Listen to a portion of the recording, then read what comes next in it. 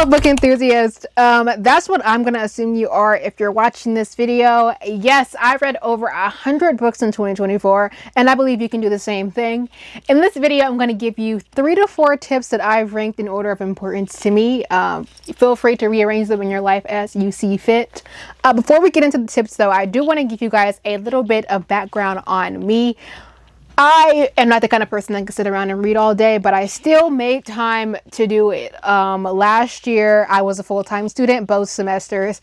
I have a part-time job, and I got a major surgery. I have Crohn's disease, and I got my permanent ileostomy surgery, and a whole system of like getting my J pouch taken down. There's more videos about this up on my page, but I say this to say last year was a complicated and chaotic and mentally and physically overstimulating year for me, and books was definitely my escape from everything. I've always used books for escapism ever since I was a little girl, and I really leaned into the energy of younger Kayla last year. Let's just get into it. First of all, I'm gonna put like my Goodreads like little stamp shot here just in case, like just to have that as like some verification of like, yes, I did do this reading. And there's always some kind of syncing issue with Kindle and Goodreads for me, so it's a possibility that I read even more than whatever this picture is saying, but this is just how much I had the energy to either go back and fix and what was verified. So I believe it was actually between like 102 and 107 books last year. I don't know for sure, but I'm pretty sure. Again, that picture that I insert in editing will verify everything. The first thing we're gonna get into, the first tip, is mood reading / time of day. I've kind of put these two things together because for me they kind of went hand in hand. I've had years, especially when I was younger, trying to make sure that I read the most like mentally stimulating book, and it had to be like high literature and like deep thought. Like I'm pretty sure I have some of those books behind me, like what's that book that was really popular last year, Cleopatra and Frankenstein. Like I tried that last year. So like these really like high like lit books, that wasn't my focus last year. That wasn't my focus last year. I keep getting like this year and last year mixed up. That wasn't my focus last year in 2024. I was a mood reader. I read whatever kind of caught my attention. And if something didn't work, I put it down and went to the next thing. If a book worked or a genre worked for me, I kept reading that genre. And if you go down my Goodreads, which I will link in the description box, there's a trend. Like I get into like my sports romance phases or like my dark fantasy phases, and it just goes. And when a certain book isn't sticking for me anymore, I move on to the next thing. Like I am not forcing anything or trying to be, oh, I have to finish this book. No, if I don't like it, I'm going to stop. I stopped. And then hand in hand with that is time of day.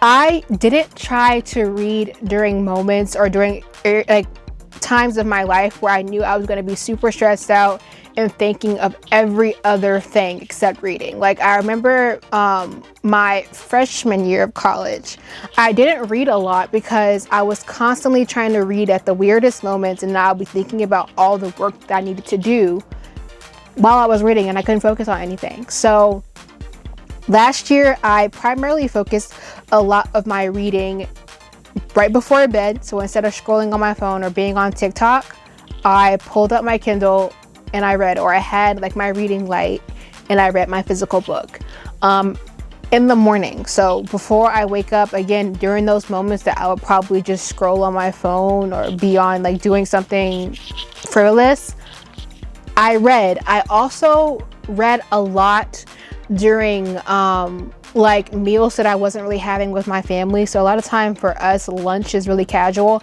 Sometimes if everyone is busy, breakfast can be casual. So instead of again scrolling on my phone while I ate, I would just read my books. And then I did a lot of like traveling last year too. So when I was in the car or if I was on the plane, I also made sure I had my book and had books downloaded instead of being on my phone. So I think a catalyst for me, last year was I wanted to spend less time on my phone.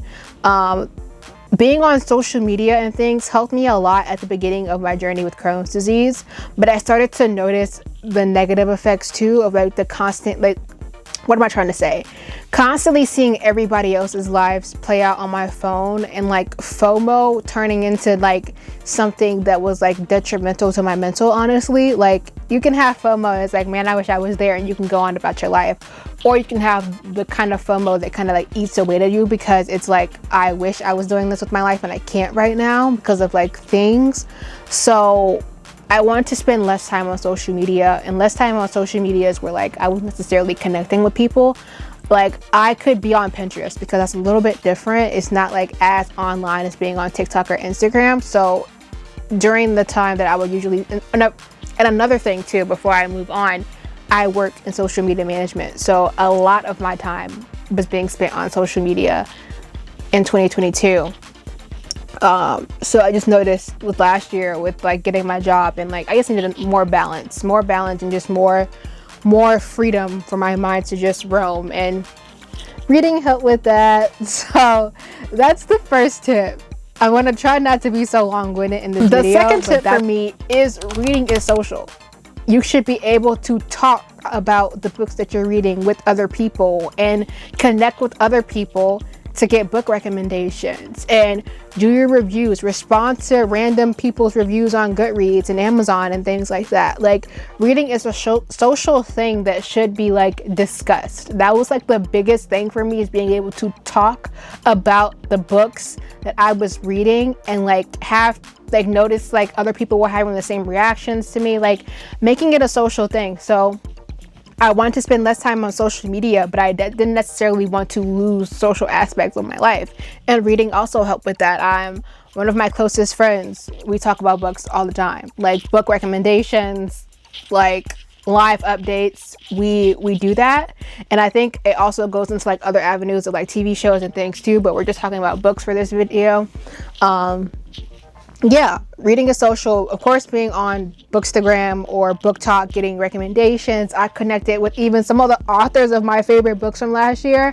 Like, I'm going to butcher her name. I can't remember if it's Tigist or Tigist. I think it's Tigist, but I'm not 100% sure. Do not attack me if I said the wrong name. But the author of Immortal Dark commented on my video last year, and I fangirled so hard. I've had Anna Huang or Huang. Again, a lot of these authors' names I never have to say out loud, so I end up butchering them when I say them out loud. But you get the point. You get the point. Reading is social. It's something to be celebrated. It's something that you should be able to like just connect with others through. It's a form of media. It's a form of art. Authors are artists, so that art should be celebrated, and like, you know, so do it. Reading, and that also, again, getting recommendations and being online with my books and like my reading definitely helped me get recommendations like during book slumps and things like that. So my last point is I updated my e-reader. So I use a Kindle. I have seen other e-readers that I am more interested in, but honestly, this is just what's more cost efficient for me. And I put this as my last point because I really don't think it's the most important thing. Like, you could always read physical books, and you could always have your phone and read on your phone, but I noticed me reading on my phone, I would easily get distracted, and I don't like always having my phone and do not disturb and things like that. So getting off my phone and picking up my e-readers is definitely what helped me. This first Kindle that I have in my hand right here is the Kindle that I've had since 7th grade, and I'm 21. The only reason I upgraded this is because it literally would not stay charged, and my Kindle app constantly kept crashing. It was like really, it wasn't usable. I was recharging it like 2 to 3 times a day. It's just a clunk of nothing. But I keep it for the memories because it's really been, I've had books on here from literally middle school. It's been here through thick and thin. My upgrade, it's still a Kindle. I forget what version this one is. I'll put it on the screen. I got this when Target was running a sale on it, so I paid about $50 for it, honestly, and it's not that old of a model, so that's a win. I really wasn't trying to break the bank with this. And I don't have an iPad, so I have my computer and then I have my Kindle, and I only read on this. I have my Kindle app, of course, and then I also downloaded Spotify, but I have like kind of, my brain knows this as like read only. I don't do anything else on this. And I also put this little grippy thing on it so that I can like hold my books a lot easier at night. Another thing that I'm gonna do probably sometime this week as I'm recording this video is I want one of those Kindle page turners, because I just feel like they'll be a lot easier when I'm trying to read in bed or trying to just read with my Kindle like up, because I have joint issues due to my Crohn's, and a lot of times holding it or having to swipe and keep it my fingers in certain positions hurts.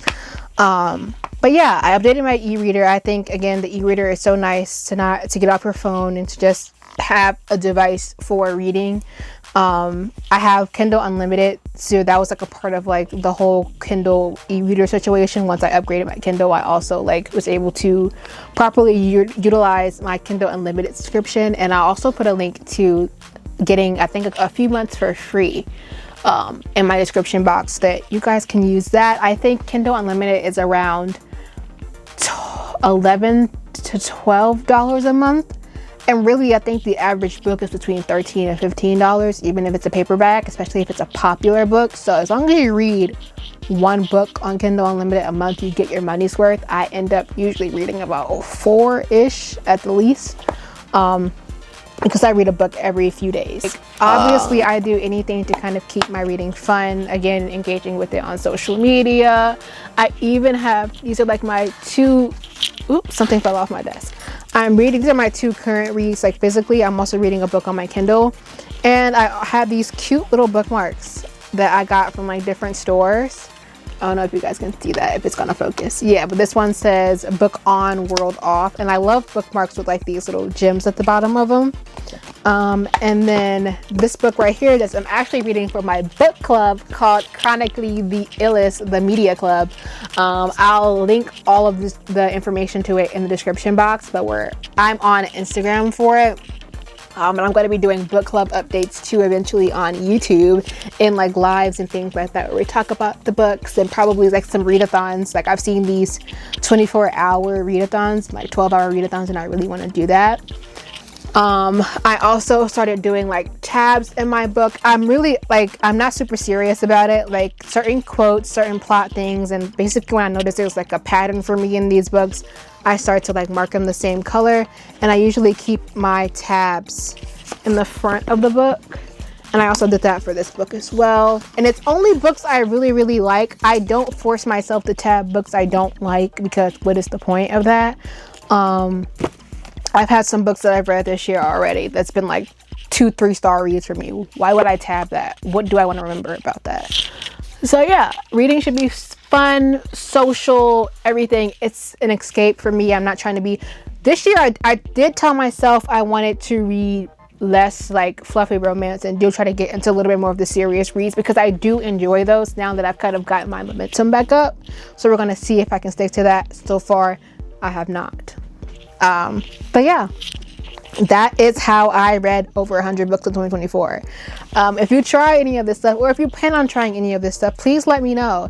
How many books did you read last year? Leave your Goodreads, all that information in the comments. I will follow you back. I love connecting with people on Goodreads and like seeing what you guys are reading. It's the cutest and most wonderful thing ever. And I also get a lot of my recommendations from the people that I follow again. So yeah, make sure you're being kind to yourself, listening to your body, drink water. You're doing the best that you can. And I'll see you guys in my next video. Bye.